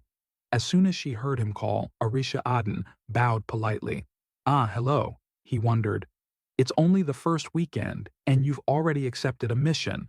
Aren't second years not in a hurry for achievements? Arisha Aden hesitantly replied. Ah, it's because I need money. Corin felt something was strange and questioned, don't second years get a lot of financial support for activities? Arisha Aden, on the verge of tears, explained, they said they wouldn't provide it for me because my family's income is in the top 10% of the kingdom. After understanding, he felt a bit embarrassed. I see. His brows furrowed slightly as he pondered. That's right, it's just like the scholarship system in Korea. Those from wealthy families won't receive any activity support. Arisha Aden continued sadly. Moreover, my family follows a free-range parenting philosophy, so I have to earn my own living expenses at a minimum level, no matter what I say. Hearing that Corin also felt this person was pitiful, her situation seems very complicated.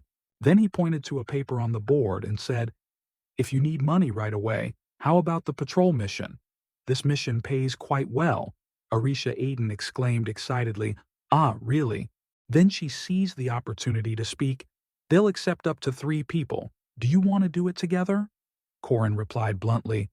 I can't. I have something else to do. He didn't hesitate and immediately grabbed a mission slip with a small scribbled cat on it. My precious weekend. I'll choose the most worthwhile one, which is to complete this mission and quickly increase my stats. The first mission is to find the cat named Nabi. Thinking and doing.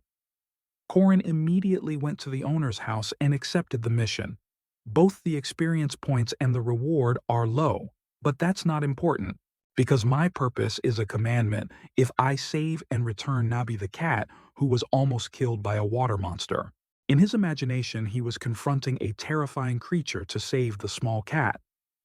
I'll be able to prevent the owner's misfortune of losing her pet and falling into depression, and as a result, after finding the kitten, little Anna was so happy she burst into tears, while the cat looked bewildered, not understanding anything. System notification: fulfilling your duty. You were not indifferent to the misfortune of Anna Macmillan. Difficulty E, reward 5 points evenly distributed. Corin laughed maniacally. Great!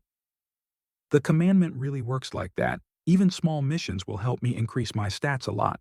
As for Anna, she ran away in fear, and it's possible that he was the one who made Anna cry, Ugh, Mom, this person is so weird. Corin continuously accepted missions to help the people and fight evil. He was obsessed. Points, points. He even retrieved a lost ring for someone, his mind repeating the 2 words like a madman, points. Suddenly remembering something, he paused for a few seconds. Ah, wait, there's a mission more important than points. I even took notes before going out today. I almost forgot. The scene shifted to a very strange-looking house, and someone's voice yelled, This isn't it. It turned out to be Kiro, who was slamming the table and making a mess. This isn't it either. For some unknown reason, Kiro was so angry that he broke the innocent table. I've made a sauce from over 10 ingredients like garlic, carrots, chili. But the sauce that would fulfill my wish to make even cold chicken delicious, I haven't been able to find it. Suddenly a voice came from behind. Not that one. Kiro curiously asked, Who's there? Korin stood majestically at the door, the light shining on him, turning him into a dazzling main character at some unknown moment. Add malt and your problem will be solved. Then he leisurely left like a fool. Haha. All right, I'm off. Kiro was out of luck to meet this guy. What's wrong with that madman? Then he mocked his instructions. What kind of idiot would add malt? It won't change anything. But just after trying to add a little, he was slapped in the face with the truth and yelled in surprise, this flavor. This is it. Outside, Korin flicked his hair coolly and walked away. This is the mission I must complete. This world would be in chaos without seasoned chicken. The system announced again, fulfilling your duty of not being indifferent to the misfortune of Kiro. Difficulty E, reward 5 points evenly distributed. He furrowed his brow as if he couldn't believe his eyes. What is this? This still works with the commandment I just wanted to satisfy my own personal wish. Then he exclaimed with delight and excitement, Great! That's right, there's nothing wrong with someone who makes seasoned fried chicken. Then he stood in the middle of town laughing like a madman who had just escaped an asylum. Ha ha ha ha ha ha ha. He was unaware that Huaren was watching from the rooftop. Huaren, with the same indifferent, emotionless expression, spoke, a strange person. Professor Josephine suddenly appeared from behind and said, You're here. I left you alone because you didn't leave the city, but you should at least have gotten a pass to go out first. Huaren didn't reply, just turned her head and left. Professor Josephine was a bit taken aback by the other's actions. In Huaren's heart at this moment, she still remembered Korin's words from before, because being born is not a sin, it is a happiness. Then she compared them to the heartless words of a certain man who had once criticized her, You should not have been born. Thinking of that, Huaren just stood silently high above, watching the crimson sunset slowly fade. The next morning at the hunting ground, a dense forest. Professor Josephine was announcing the rules. Today, all first-year students will be evaluated based on their survival skills at this hunting ground.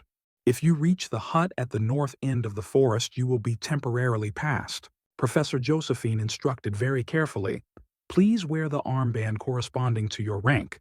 You will need to return it at the hut at the destination.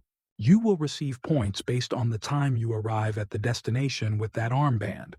And the reward you receive will be compatible with the points you have. Korin thought to himself. As expected, Huaren didn't show up. Anyway, Huaren isn't allowed to participate in practical training, probably due to the fairness issue. Suddenly, a voice called out, Korin? Hearing that, he turned around and spoke softly, Elisa. Did the mission go well? Arisha Aden replied, Yes.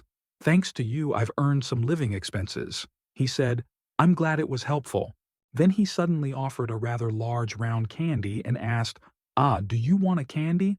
I was going to buy it for my sister, but it's too sweet, so I can't eat it.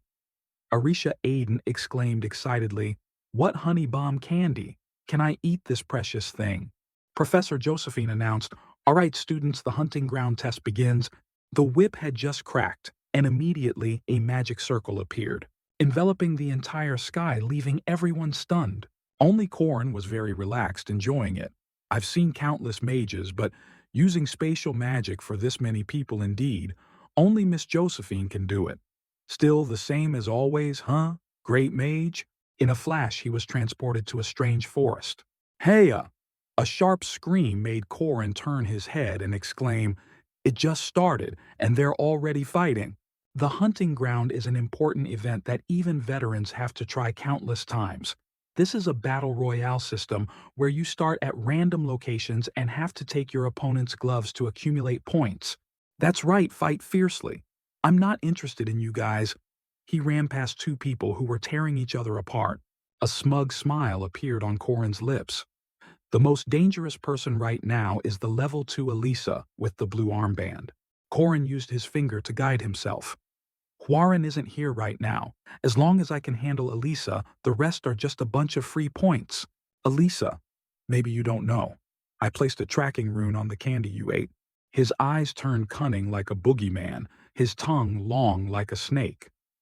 Hatching a cunning plan, this rune will ensure we meet again. Then he charged off laughing like a madman. Ha ha ha ha. Alisa, Alisa. On this side, Professor Josephine spoke up. Headmaster, I'm going into the forest too. Although the mages are stationed everywhere, it's better to be careful. Suddenly, Professor Josephine paused for a few seconds and then continued. Wait a minute.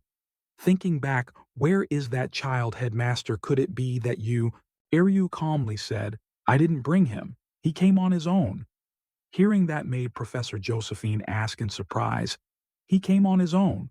Iryu replied with certainty, yes. On this side, Korin was flying forward, with Hwarin chasing behind. Iryu said, I think— It seems her heart has undergone some kind of change. Hwarin's eyes were now extremely terrifying, a solid red. Act 9. The forest was now filled with the sounds of clashing and fighting. Hey, take this, Arisha Aiden yelled. Why are you acting like this? Don't you feel ashamed? In the end, only Arisha Aiden stood proudly questioning, how many of you are attacking me alone? The others who had been knocked down still managed to reply, cowardice is our specialty, after all. Suddenly, from behind, an enemy appeared out of thin air, wanting to attack Arisha Aiden. Ugh, this monster. Surrender. Quickly. But in just an instant he was sent flying by a large rock, crying out, Ack! Only Korin could be seen standing in the distance with blazing red murderous eyes. Arisha Aiden was extremely grateful. Korin, you came to save me. Tusk, he's really a good person. He suddenly spoke up. Alisa, you're beautiful, Arisha. Aiden paused for a moment. Yes. Korin immediately attacked Arisha Aiden with his spear, yelling, I said you're beautiful, that blue armband. Arisha Aiden, under continuous attack, was so upset she started to cry. Korin, I trusted you because you gave me candy, so I thought you were a good person. He thought to himself, Alisa is a level 2 knight and belongs to the pure martial arts school. Her special defense ability is probably not yet at a state where she can use it proficiently. If we consider a person's combat power, a level 2 intermediate is. So, Korin laughed despicably and said, You'll also become a good person when you give me the armband. Although he is nothing compared to her, a true genius. Alisa is a talented person ranked in the top 1%. Alisa raised her head. You just defeated 7 members of the 3rd and 4th year student council. When she saw Korin, a level 5 knight, she was on guard, of course, until 30 seconds ago. Now, Arisha Aden was fiercely parrying his powerful attacks. What's this? He's so strong. Korin on this side was like a madman, his eyes filled with killing intent and a crazed smile. He kept attacking while Arisha Aiden continuously dodged close-range combat combined with weaving and long-range attacks. He's toying with me, counterattacking and relentlessly applying pressure. But don't mean there aren't any opening. His breathing has a strangely different rhythm when switching between thrusting and slashing postures. If I can seize that opening, then Arisha Aiden yelled and swung her sword straight forward. But Korin was completely unscathed and even taunted. If you only rely on talent without real combat experience, it's useless. Slam! His spear immediately slammed into the opponent's sword. This technique has the effect of suppressing the opponent's momentum. Then he forcefully pushed Arisha Aiden's sword straight down to the ground and thrust directly. He looked at his opponent as if looking at a plump prey. Arisha Aiden froze, sweat pouring down like rain. What? Looking at Korin's movements and attacks left Arisha Aiden stunned. Combining 3 basic techniques into an effective offensive move, which is also a sharp counterattack, is the extreme spear. Just as she thought that she was knocked back by him, Korin, showing no mercy, directly unleashed a powerful technique, 6 Harmonies Spear Chaotic Barrage. Arisha Aiden was pushed back but still struggled to defend herself. Ugh! But in the end, her body was still grievously injured. Ugh! Luckily, I managed to channel my energy in time to block the blow, otherwise my life would have been in danger. Her expression became very ugly. Arisha Aden gritted her teeth in pain. Even without overwhelming strength or incredible speed, the level of perfection in each technique is extraordinary. What the hell is he? Looking at the imposing Korin above, she couldn't help but ask herself, is this a level 5 knight? I've been completely defeated. He showed no hesitation and took the gloves. I'll put them to good use. Suddenly, a loud noise came from behind dust, and smoke billowed everywhere. This is a scam. Corin turned around and wondered, what's that sound? Suddenly, a large sword lunged forward, aiming to stab Corin directly. Huh! He furrowed his brow, struggling to defend himself. So heavy. This is a sword made of mithril, with a density 4 times that of steel combined with auxiliary magic. It's an effective magic sword for fighting large-sized monsters. Being attacked by this thing is truly hard to defend against. Someone's voice rang out in amazement. What, you blocked the heavy mithril sword? You're no joke. Doran Worski caught his sword and then proposed, that armband, put it down and get lost, you level 5. Corin, seeing the opponent, was extremely annoyed. I'm screwed. It seems to be that Doran Worski guy. I really didn't want to run into him at all. Looking at the number of enemies lying defeated at Doran Worski's feet made Corin even more cautious. Despite his overwhelming record of fighting dozens of enemies alone, let alone being injured, that relaxed look. This proves he is definitely different from Elisa, so he had to choose the most practical and effective option. Well, there's no other way. Things have already turned out like this. Of the 36 stratagems, fleeing is the best. He scurried away, leaving the 2 behind. All right, fighting now is pointless. Doran Worski saw this and was frozen stiff. I never expected the main character to do that. Doran Worski's legs slowly bent to gather momentum. The thing you're holding in your mouth. His eyes suddenly glowed red, filled with a terrifying murderous aura. For sure it's blue, isn't it? Doran Worski charged forward like a wild beast, throwing all his weapons at the 2 who were running. Corin yelled, "Hey, is he crazy? Why is he like that? Normally people don't do things that don't earn them money." "Elisa, why are you following me?" Arisha Aden said with tears in her eyes. "Because I don't want to die either, and I don't know the way out." He thought grimly to himself, all right, no need to fight. As long as I can get away with this armband, that's all. But just as he thought that, the scene that appeared before him made him freeze.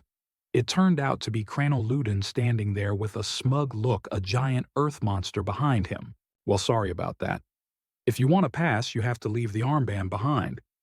The one speaking was known as Cranel Ludun, the first-year golem master. Arisha Aden cursed angrily.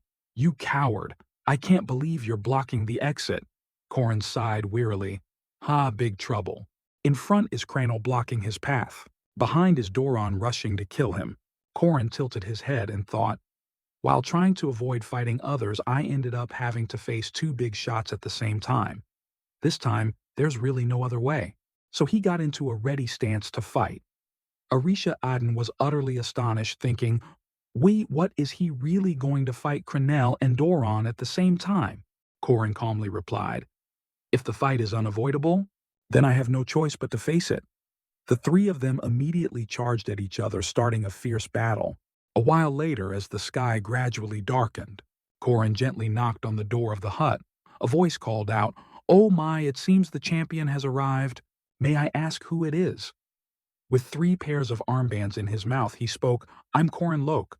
Can I choose a product?" The person inside the house came out with a bright, beaming smile, praising, "Oh my, bringing back the blue armband. What a wonderful student."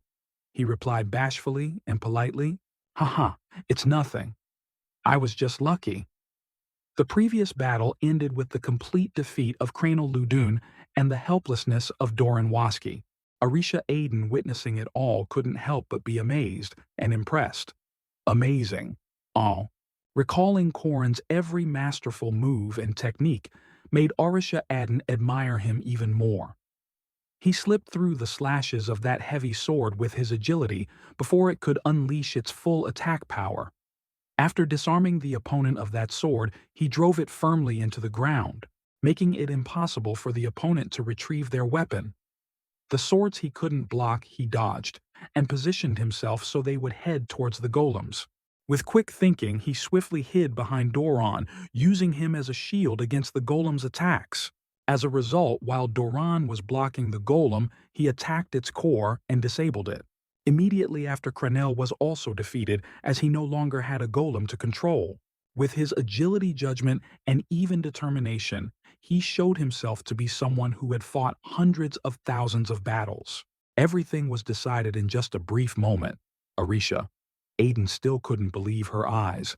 That must be experience forged over a long period of time. He's so young. How can he be so skilled? Watching him. It's like I'm seeing my sister's shadow again. She then remembered his words. Don't just rely on talent and be lazy in real combat. A small smile played on Arisha Aiden's lips. Then she drew a valuable lesson for herself. I must also work harder. Over here, Doran Waski had a slightly annoyed and grim look on his face as he thought, before I could unleash my power, he quickly found a way to deal with me. How did this kid figure out my weakness? In an instant, that guy knew all my techniques and ultimate moves like the back of his hand. Meanwhile, Cranel Ludun was still lying injured on the ground. Corin, from a high vantage point, reminded him, against small weapons with high attack power and speed, a golem is nothing but a target dummy. If I were you, I would first ask a friend to be my escort and protector instead of that golem. Cranel Ludun suddenly asked, friends. Hearing this, he was confused. Cranel Ludun stammered, I don't. He immediately understood, have friends. Corin said coldly, then try to find yourself a friend. This made Cranel Ludun tear up and curse inwardly. This bastard is mocking me. Today, the three powerful first-year students each remembered Corin Lok in their own way. As for him, he was now joyfully awaiting the winner's prize. This is great. I didn't think it would go so smoothly. Now, among the remaining participants in the hunting grounds, the strongest one is considered the one who received the protection of the forest. Yahello. She was a petite and beautiful young lady. But it wasn't just ordinary players participating here. High above Marie Denaref was casting water magic, creating a giant sphere of water. Therefore, there is also the top mage of Merkaba Academy, Marie Denaref, wearing a seemingly friendly smile that was filled with killing intent. The water sphere fell as if wanting to create a tsunami to wash everything away. Yahello was soaking wet and teary-eyed, because she was helping with the training of other members by taking on the role of a monster. For Yahello, this was the first time she had met an opponent who was too much for her, and so the training process at the hunting grounds came to an end. Marie Denaref sat down and asked, Are you a new student? Hello, I'm Marie. Yahello stammered, My name is Ayu Yahello. She had thought so. Marie Denaref continued, So what about that person Warren had been standing behind her for who knows how long? Her cold gaze made Marie Denaref even more curious. What's her name? Chapter 10. Warren stepped forward and said in a mocking tone, Oh my, you must be looking for someone. Marie, not to be outdone, replied, I'm just gathering my friends, and they would only fight me if they ran into me. Suddenly, Warren zipped past Marie so quickly it surprised her into inaction, unable to react in time. But Marie immediately counterattacked by creating a huge mountain of ice in front of Warren. Pardon me. You can ignore me, but according to the rules, I'm still the monster, so I can't do that to you. Although Marie's voice and appearance were very cute, her words were full of hidden meaning. Hearing this, Warren turned her head with a cold expression and said, How annoying. At this time in the shop, Corin's excited voice echoed from within. A total of 117 points. It's been a long time since I've seen a score like this. Can I choose my reward? The rewards were already laid out, just waiting for him to choose a wild boar-slaying knife, a protective leather vest, shark bear bile, and many other attractive items. Corin looked at them and fell into thought. The most valuable item is the shark bear bile. But I came here with a plan already. After a minute of internal struggle, Corin made his decision. I'll take this. Seeing this, the shopkeeper laughed in praise. Oh, you have a good eye for choosing the ginseng seed. The kind shopkeeper asked again. So what about the remaining 17 points? Corin had to ponder again. With 17 points? A moment later, Corin held up 2 reward cards including a 6-point plant nutrient supplement and 10-point earmuffs and said cheerfully, Please let me have these. Then he joyfully stepped out of the shop. Wow, shopping is great. Ahead of him was another scene of devastation with soldiers clinically unconscious. At this moment, Jaeger's excited voice echoed throughout the forest. Even after playing it 1,000 times, it's never been this smooth, not to mention this is the first time I've seen so many of them complete this part. Oh, second P. Lars and another 19 points. Meanwhile, Lark was panting as he chased from behind. I got 15 points. Corin stood there showering them with praise. You two cooperate very well. Hearing the praise, Jaeger was so pleased he puffed out his chest. This game is easy. Let's train in the physical training room tonight too. On the other side, Corin spoke up. If you still have enough energy to go to the gym, then help me find the cores of those golems. Ludin jumped and turned to look, not seeming very willing. Of course Corin wouldn't let Ludin off so easily. They're very valuable, right? We'll help you. Ludin replied guiltily. It's fine. Corin immediately pressed Ludin. At times like this, you should be saying thank you. Looking at Crannel, Corin remembered his past life. I worked a lot with Crannel Ludun. There aren't many heavy tanks as good as a golem in semi-large-scale monster battles. Everything is coming to an end. Second-level mage Crannel Ludun is restoring the golem's core. Second-level knight Arisha Aiden is injured. Second-level knight Doran Waski is out of energy. Second-level mage druid Yahello has fainted. Corin wearily helped Yahello up, thinking, how could she die here? What are the professors doing? If life is so important, she probably just fainted. Yahello whispered weakly, Marie, that girl, she... Suddenly, a terrifying roar erupted from the forest. Corin said in alarm, what's going on? A herd of all kinds of beasts charged forward at lightning speed. Seeing this, Yule urged, run. Marie, Corin frowned, wondering, what about Marie? A natural talent for magical analysis combined with heaven-sent mana energy. A mage who seems to have never experienced despair, disappointment, or failure, that is Marie. A talent who will follow in the footsteps of the high-ranking Professor Josephine. As people say, Marie Denaref is truly a genius. To Marie, these hunting grounds are like a playground. She just needs to control the difficulty and help her juniors grow just like a senior would. That's how she usually does things. While at a disadvantage in a fight, Marie would try to calm herself and chant, I need to analyze. But she had no time to do that. As Huaran leaped up to attack, Marie also tried to use a technique to block. However, it was completely ineffective against Huaran. Seeing the situation becoming increasingly difficult, Marie frowned. Tsk, I can't block this with just elementary magic. What kind of magic? Although Marie had promised the high-ranking professor she wouldn't use attack magic above the intermediate level, she had actually started using advanced magic. In other words, although she didn't want to admit it, Marie had started using her full power. At that moment, Huaran kicked Marie straight in the stomach, causing her immense pain. Then she slammed her hard against a tree, creating a hole in it. Marie struggled to her feet. So painful.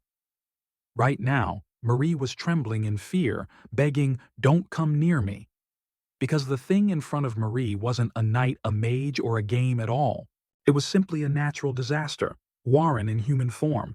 Marie tried to use what little strength she had left to prepare a move. Then she shrieked in terror, don't come near me, that's enough. A voice echoed from somewhere, stopping her. Huaran stopped. Hearing the familiar voice, Marie couldn't help but be surprised. Huh? A woman's back appeared in front of her, and she asked kindly, are you all right, Marie? Marie was astonished. Professor Josephine, knowing she was safe, Marie gradually relaxed. Ah, yes, I'm fine. As soon as she finished the sentence, she exhausted her strength and fainted. The professor glanced at Marie's pitiful state without saying a word. In this hunting training ground, some unexpected results have appeared. Corin shared, first of all, the person who finished first and also got the most points was me, a 5th-ranked student, and the top first-year Huaran and the top second-year Marie had a conflict. She is now being treated in the infirmary. She is seriously injured and shows no signs of waking up. Corin thought, scary. I thought she had awakened as a boss. She seems to be okay, so everything should still be following the original plot, right? Well, let's leave it for now. There are still 3 weeks before she awakens. Right now, I need to go prepare a few things." After thinking, he stepped out of the room. At the edge of the hunting grounds forest, Corin looked around to meet someone who lived there. First, he put a lot of eye drops in his eyes. Then he pretended to be clumsy and dropped the seed into the pond. "Oops, I slipped. What should I do?" Seeing it gradually sink, Corin acted pitifully again. "No, the precious seed my mother left me. No." A voice suddenly spoke. "Why are you crying?" Corin smiled smugly to himself. "There you are. In Arhan's heroic legend, there is an Easter egg you can only use once." An Easter egg refers to a detail or interesting thing that the author has subtly hidden in a game, movie, or story to increase the enjoyment for the player or viewer. The hermit's golden axe for the woodcutter who accidentally dropped his iron axe into the lake. This hermit asked him if it was the golden axe or the silver axe. That hermit, just like in the original story, did have golden and silver axes appear, but it was limited to weapons of unique grade or lower, and when other weapons were thrown in, there was no reaction. So everything stopped there. Corin had tried dropping 500 different items into the hermit's lake, but then some veteran players challenged themselves by dropping a pile of random items. Among them were heroes who even threw in rare items, an Easter egg that the damned developers added in their spare time. At this moment, the hermit calmly asked, "Is this golden seed yours?" Corin shook his head in denial. "No, sir." "Or this silver seed?" "No, sir." But in his heart he was cursing. What kind of madman would dare to drop a ginseng seed that they worked so hard to get worth 100 points into the lake? Then the kind hermit said, "Haha, in that case, this must be your seed." Corin replied with tears streaming down his face. "Yes, that's right. This is definitely my seed." He admitted, "Yes, that crazy hero was me." The hermit praised. "Even after seeing gold and silver, you were not greedy and were very honest. I value your honesty and will give you these seeds, which are the silver ginseng seed and the golden ginseng." With the deed done just as scripted, the hermit gradually sank. "Well then, goodbye." Ahem. Corin kowtowed in gratitude. "Thank heavens." "Thank you, sir. Please take care of your health." As the hermit sank, Corin revealed a truly grotesque face and laughed savagely. "Hehehe, the item can be multiplied. Regular ginseng seeds help increase mana, but the golden and silver ones have very special effects." Golden ginseng seed. If you plant it, the ginseng plant will glow yellow. Silver ginseng seed. If you plant it, the ginseng plant will glow silver. This is a hidden piece that can only be obtained through this method in Arin's heroic legend. There were some problems with the people who screamed as soon as they collected it right after harvesting, but that's not a big issue. Corin thought with delight. In my past life, Park Si-Hoo ate the golden seed and I ate the silver one, but now they will both be mine. What made Marie become the first boss and awaken into a special vampire is the real quest that will take place in the next 3 weeks. The encounter with the murderous vampire of the fog, City John Doe. Corin didn't know how the Demon Clan's minion inside Marie awakened, but we still have time. That's also why I showed my strength to the strong second rankers, because no one wants to fight alongside a weak 5th rank knight even if I were to ask. The first thing that interests them in a player is their innate talent and strength. Corin calculated, within a week they will fully recover. At that time I will propose forming a party. The first boss of Arhan's heroic legend, Special Vampire Marie Dunaref. On the night of the full moon, Marie suddenly sat up. The special vampire Marie Dunaref still had 3 weeks before awakening. Isabel, who was on duty beside her, noticed she had sat up and asked, "Marie?" Then she asked worriedly, "Marie, are you okay? How's your throat?" That first year she should know her limits. You were also restricted to elementary magic. But Marie remained silent. If Corin has enough preparation, trust, and enough members, he will easily save a girl from her unfortunate fate. Until then, he will train Elisa, help the mercenary Doran control his sword, recruit the Yule of Avalloan Forest, and get closer to the Golem Witch Crannel. A series of goals were set, making Corin very excited. Good, perfect. If I prepare well, this will be a piece of cake. As long as no variables occur. At this moment, Marie's eyes opened wide and red, revealing blood-red pupils. In Marie's eyes, she only saw Isabel as real prey. She immediately lunged, pinning Isabel down, and then opened her mouth to reveal her four sharp fangs.